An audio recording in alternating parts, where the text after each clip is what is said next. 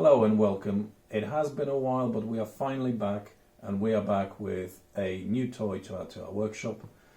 The toy that we are looking at today is this little portable bandsaw from Vevor. Picked it up on eBay. The price was relatively good. It was around 180 British pounds, so quite pleased with that. There are many more expensive alternatives there, and I'm not quite sure exactly how much better they would be, but for my needs, for my purposes, I think this should do just fine. As you saw from the unboxing, it came completely assembled. I thought I'm going to have to assemble the arm and actually put the main unit onto the base. All came out assembled, tightened, almost everything, apart from a couple of brackets that are adjustable. Everything else is actually secure. So this is a piece of kit with 1100 watt motor. It has 6 speeds between 0.7 meters a second to 2.4 meters a second. It is standard 3-pin power cable, which is great. It's got a little bit of a little LED light, a work light, which is always nice as well.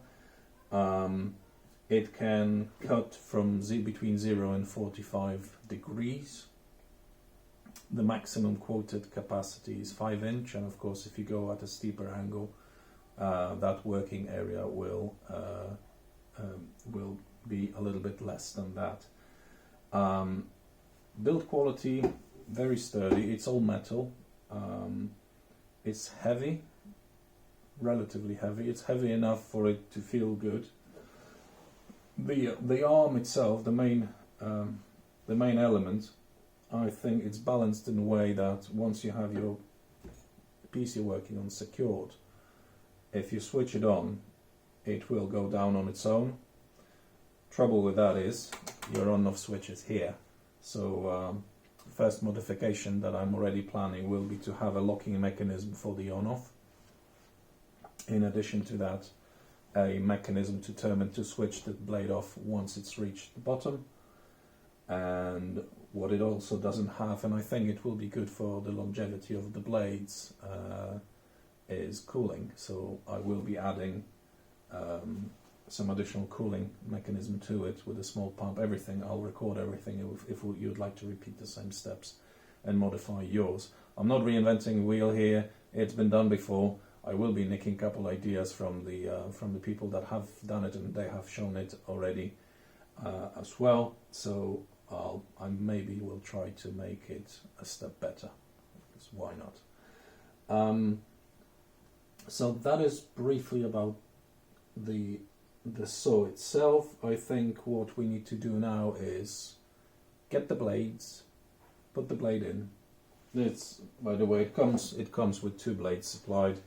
I'm not sure on the quality of these. They are 1014T M42s. Not sure on the quality of these. I will be probably buying additional ones. Again, I'm nicking some ideas from videos from engineers I saw. I'll be going to a company to have bespoke hardened blades made, so invest once and work a little bit longer, hopefully. So we'll put one of those in, and then we'll do a test cut, see how it goes.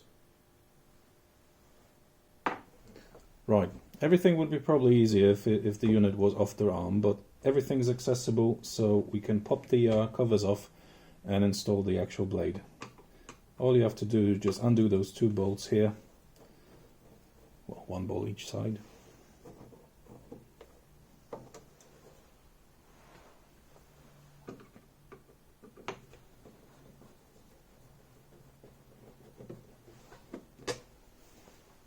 They should just slide off.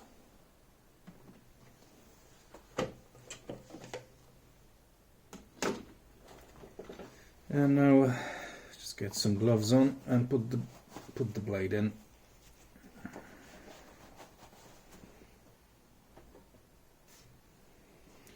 all new to me, but if I'm not mistaken,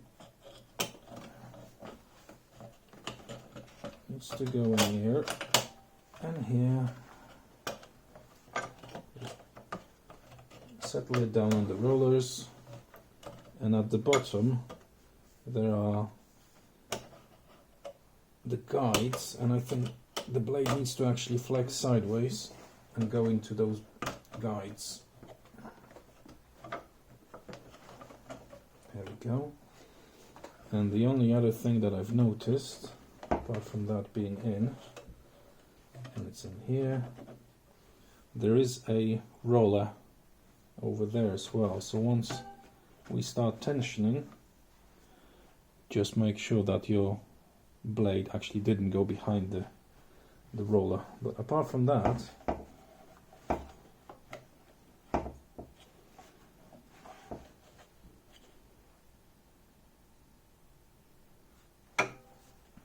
you can just tighten it all the way down.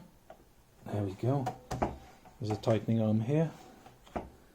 And that is it. Of course, I will wait a little bit for somebody to tell me that that wasn't it, but we'll have a look. And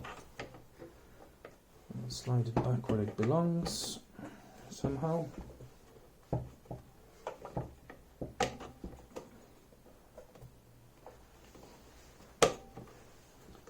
There we go.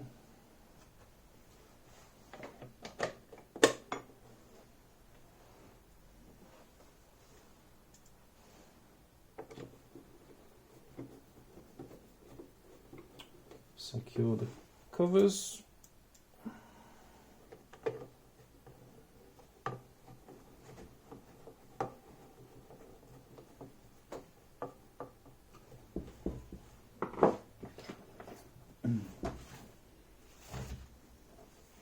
And you should be ready to go.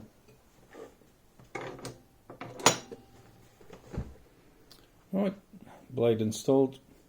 Can give it a squeeze, see if it actually works.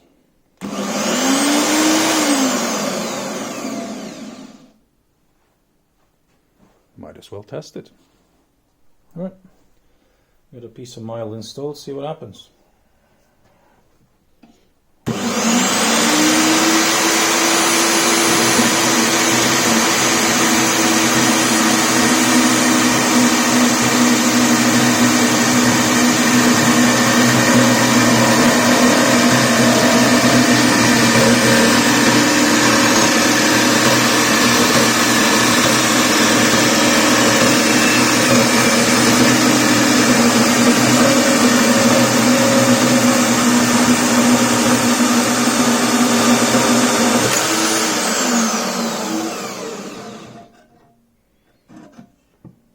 Beautiful.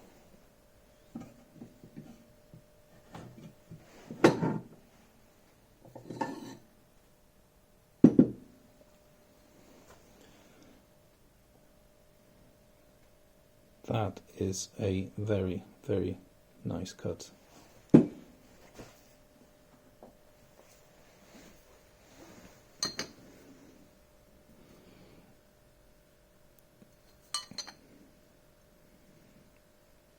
It's not quite there, but I think that's just down to me not setting it up correctly. So I think a bit of play, bit of fettling, and that's going to be good as gold. That's about it. So I hope you enjoyed that. I will have a good play with it, see if I can calibrate it correctly so it cuts true, and then I will report back, and then we will actually look into modifying the actual rig to include the lock on the on-off switch, cooling, and see where we go from there. Thank you very much.